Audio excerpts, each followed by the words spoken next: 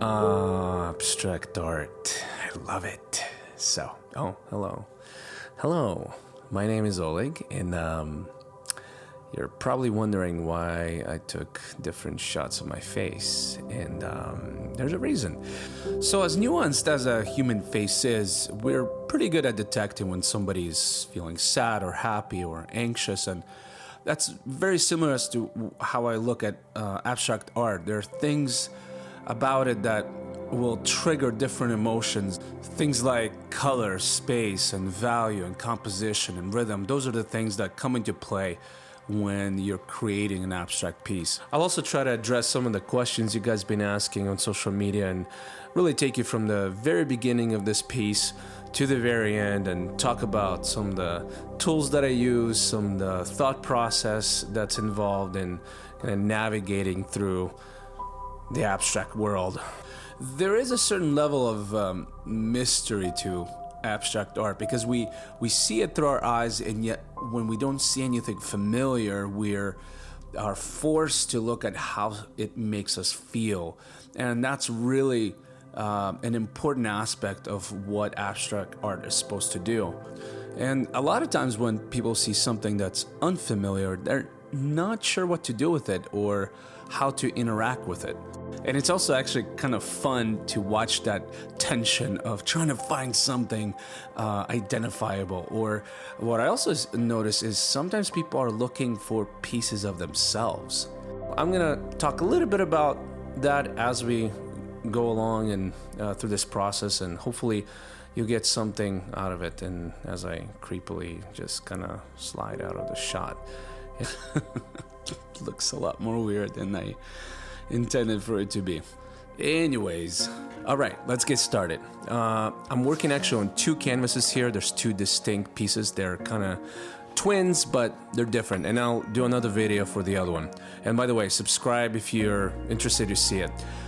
Here's some of the tools that I'm using. Spatula, and this is like a putty that I got at Home Depot, fast drying putty, and I'm just using my hands, as you can see, to spread it, and a little bit of spatula. And I had to let it dry for about 24 hours, and then here just put white paint over it, just because I wanted to start with a blank kind of canvas. And you'll see why I created these crevices, because once you put, as it dries, you pick your color and you spray down the canvas with water, and then just start putting the liquid in. As you can see, the water itself almost starts painting. You just use the canvas to kind of tilt it here and there, and I actually love this part because it's almost like building the foundation and the layout. I sometimes have an idea where my focal point should be, but really just kind of letting water really paint for me. And now just adding the details here and there.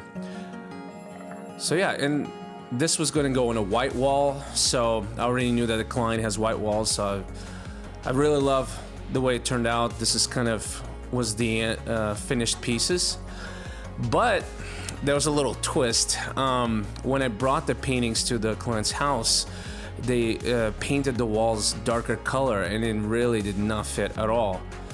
But at the same time, I loved some of the shapes that were created, and so instead of just completely starting a new canvas, I just kept going with the one I had, because there's some of those blues that I wanted to keep, but and I typically don't go darker, and it was risky. I was a little nervous. I'm like, it's already dark, and there's a dark tile there, but I really felt strong about this one. I was like, man, there's something beautiful here that I can overly emphasize. And here you see I'm just using paint, again, kind of sprayed down the water to help it blend.